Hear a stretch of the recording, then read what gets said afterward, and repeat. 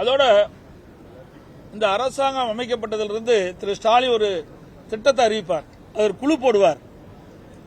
அந்த குழு போட்ட உடனே அதோட முடிஞ்சிடும். அந்த குழு என்ன நடவடிக்கை மேற்கொண்டிருக்கிறது, அரசாங்கத்துக்கு என்ன அறிக்கை தாக்கல் செய்யப்பட்டது இன்று வரை வெளியிடப்படவே இல்லை. நிதி மேலாண்மை குழு ஒன்று அமைக்கப்படும் என்று தேர்தல் நேரத்தில் அவர்கள் அறிவித்தாங்க. நிதி மேலாண்மை நிபுணர் குழு அமைச்சாங்க. அந்த நிபுணர் குழு இதுவரைக்கும் என்ன அறிக்கை தாக்கல் செய்யப்பட்டிருக்கிறது, அந்த அறிக்கையின்படி இந்த அரசு செயல்பட்டதா என்ற வெள்ளை அறிக்கை இதுவரைக்கும் வெளியிடப்படவே இல்லை. இன்றைய முதலமைச்சரும் துணை முதலமைச்சரும் தங்களை விளம்பரப்படுத்திக் கொள்வதில் மட்டும் முனைப்பு காட்டுறாங்க. மக்களுடைய பிரச்சனையை எதுவுமே கவனிக்கவில்லை. இன்றைய ஆட்சி வெறும் விளம்பரத்தில் தான் ஓடிட்டு இருக்கு.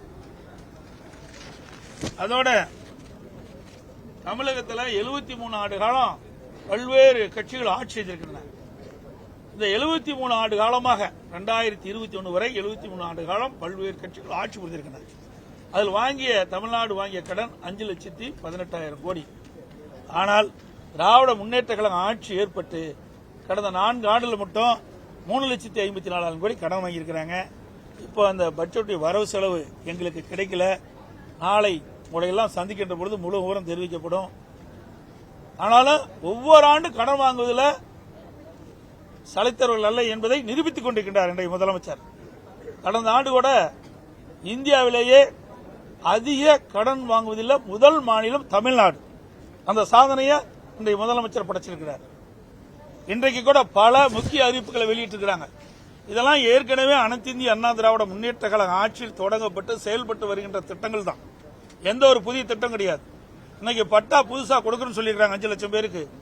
ஏற்கனவே அனைத்து இந்திய அண்ணா திராவிட முன்னேற்ற கழக ஆட்சி இருக்கின்ற பொழுது சுமார் 25 லட்சம் பட்டாக்கள் நாங்கள் வழங்கியிருக்கிறோம். அதோட பல்வேறு துறைகள், இன்னைக்கு 1 லட்சம் வீடுகள், புதிய கூட்டுக்குடி திட்டங்கள், ஊரக பகுதியில் 2300 கிராமங்கள் வளர்ச்சி நிதி, புதிய கிராமச்சாலை மேம்படுத்துதல், சென்னைக்கு அருகில் 2000 ஏக்கர்கள் நினைக்கிறேன் புதிய நகரம் ஒன்று அமைக்கப்படுதா சொல்லியிருக்கிறாங்க. அதெல்லாம் அதிமுக ஆட்சியில் திட்டமிடப்பட்டது தான்.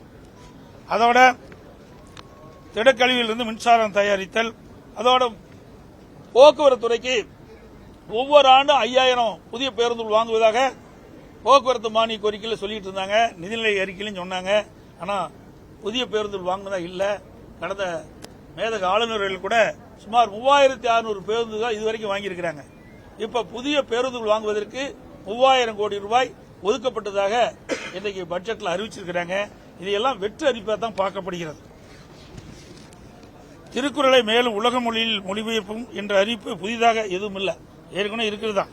அதை தொடர்ந்து நடைபெறும் நிகழ்வாக வேறு எதுவுமே கிடையாது. வேலைக்கு செல்லும் மகளிருக்கு தங்கு விடுதி ஏற்கனவே அனைத்து இந்திய அண்ணா திராவிட முன்னேற்ற கழக ஆட்சியில் அந்த தங்கு விடுதியை நாங்கள் ஏற்படுத்தி கொடுத்தோம். அதுதான் தொடர்றாங்க. அதுபோல புதிய கலை மற்றும் அறிவியல் கல்லூரி சொன்னாங்க. அது ஏற்கனவே அனைத்து இந்திய அண்ணா திராவிட முன்னேற்ற கழக ஆட்சியில் புதிய கலை மற்றும் அறிவியல் கட்டி கொடுத்தோம். பொறியியல் கல்லூரி கொடுத்திருக்கோம், வேளாண்மை கல்லூரி கொடுத்திருக்கிறோம், கால்நடை மருத்துவக்கல்லூரி ஆராய்ச்சி நிலையம் கொடுத்திருக்கிறோம், புதிய மருத்துவக் கல்லூரி மருத்துவமனையோட கொடுத்திருக்கிறோம், பாட்டுக்கணி கல்லூரி கொடுத்திருக்கிறோம், இப்படி ஐடி கல்லூரி கொடுத்திருக்கோம். இப்படி நிறைய கல்லூரிகளை கொடுத்த அரசாங்கம் அதிமுக அரசாங்கம். அது ஏற்கனவே எங்களுடைய ஆட்சியிலே தொடர்ந்ததுதான். அதுபோல மாநகராட்சி பள்ளி மாணவர்களுக்கு காலை உணவு திட்டம் நான் முதலமைச்சர் இருந்தபோது ஆரம்பிச்சோம். அது ஆரம்ப காலகட்டமாக இருந்தது. ஆட்சி மாற்றம் ஏற்பட்ட போது இப்பொழுது தொடர்றாங்க. அது ஒரு புதிய திட்டம் அல்ல. இதோட திமுக தேர்தல் அறிக்கை 187 பாத்தீங்கன்னா 3 லட்சம் பேர் இன்றைக்கு காலி அரசு பணியிடங்களை நிரப்புவதா சொன்னாங்க. 3 லட்சம் காலி அரசு பணியிடங்கள் நிரப்புவதா சொன்னாங்க. அறிவிப்பு எண்